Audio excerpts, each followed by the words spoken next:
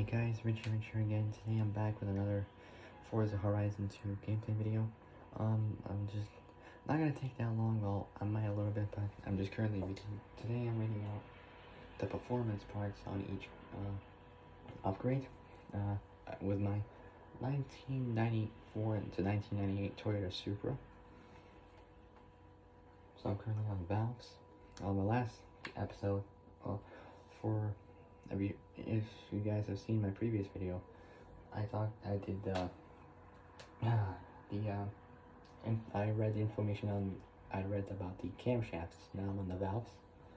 So upgraded valves improve intake and exhaust gas flow, allowing your engine to breathe freely and produce greater torque and power. The net result is more power in the high RPM range. Next up is displacement or engine block. Engine block or displacement upgrades make the engine more durable. They can also reduce friction and inertia and make the engine more powerful and responsive. Now we got pistons and compression. Pistons compress the air-fuel mixture in the combustion chamber and convert heat energy to mechanical energy. Piston and compression upgrades can include high-strength heat-resistant pistons and modifications to optimize compression for improved power. Next up is my favorite upgrade, twin turbos. A twin turbocharger system provides a major power increase by using exhaust gases to spin multiple turbines which compress the air-fuel mixture and force it into the engine at greater than atmospheric pressure. The result is more engine per stroke, which makes more power. Next up is my second favorite, intercooler. An intercooler is a small radiator that cools the hot air from a turbocharger or supercharger before it's forced into the engine. This makes the air-fuel mixture cooler and therefore more dense, packing more energy per stroke.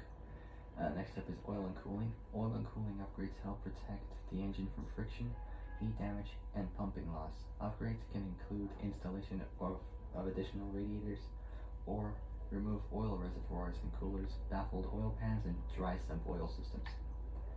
Now we got flywheel. The rotating mass of the flywheel smooths and steadies the rotation of the engine but decreases throttle response and acceleration.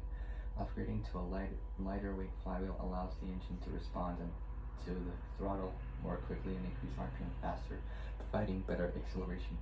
Now we got platform and handling. Platform and handling upgrades include better brakes and suspension. Combine several platform and handling upgrade types to get the most out of your chassis. I was gonna say engine, but chassis is the one. These upgrades add up to better braking and cornering, but remember, race winning performance calls for balance between handling and power. We got brakes. Brakes are an important part of the total performance picture. Your car's brake performance must match its power and handling in order for you to be competitive. These upgrades increase braking power and decrease brake fade due to excessive heat. Springs and dampers. Spring and shock absorber upgrades help to control weight transfer, maintain optimum ride height, and can allow for adjustable alignment in tow, caster, and camber to make your car stable at speed and more responsive in the corners. It's also suspension now. Now we got front and rear anti-roll bars. The front and rear anti-roll bars provide extra stability when cornering by tying the left and right sides of the suspension together. Anti-roll bars make the car ride more level and reduce body roll. Adjusting both front and rear anti-roll bars can help reduce or induce both oversteer and understeer. Now we got chassis reinforcement and roll cage. Installation of chassis reinforcements such as strut tire bars, subframe braces, and full roll cages increase the overall rigidity of your car, reduce chassis flex, and allow the suspension to work to its full potential. Now we got weight reduction. A lighter car accelerates and handles better than a heavier one. Reducing weight by removing non-essential materials or replacing stock parts with lighter ones painted off on the track or on the street. Now we got drivetrain. Change how the engine's power gets to the wheels to improve your car's acceleration and speed. Upgrading to components such as the transmission, clutch, differentials, and driveline can improve shift time and enable fine-tuning of gearing. Clutch. The clutch is a vital link between the engine and the gearbox. Upgrades increase its ability to handle the extra torque of a race engine without damage.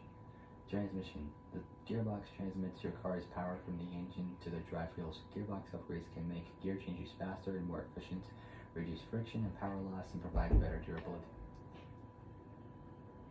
Drive life. You can improve throttle response and acceleration by decreasing the weight and rotational inertia of the drive shaft. Differential. The diff allows the tires on each side of the car to turn at different rates. Since the inside tire travels at a shorter distance around a turn than the outside tire,